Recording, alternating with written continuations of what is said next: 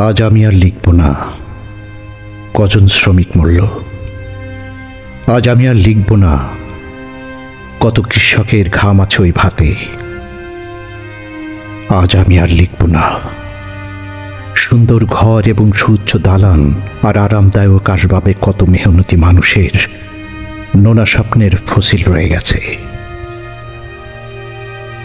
আজ আমি লিখব না কারা মসৃণ করল এই রাজপথ, কারণ আমি জানি না রানা প্লাজায় বা এমন আরও নাম না জানা কত প্লাজায় কত শ্রমিক মরেছে ভবন ধসে, কত সকিনার প্রাণ গেছে গার্মেন্টস ফ্যাক্টরি অথবা জুসের ফার্মে লাগা সর্বগ্রাসী আগুনে।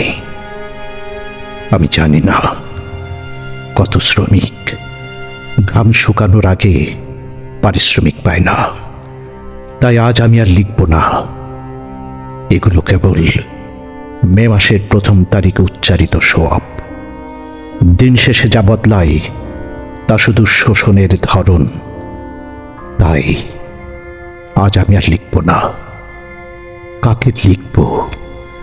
যারা শুনতে পায় না, পড়তে পারে অক্ষর কিন্তু যাদের সুশিক্ষা নেই, যারা বিলেত ঘুরতে পারে কিন্তু ন্যায্য পারিশ্রমিক দিতে অপারগ, কিংবা যারা দেখে কিন্তু যাকে কেবল শূন্য দৃষ্টিতে তাকিয়ে থাকা বলে।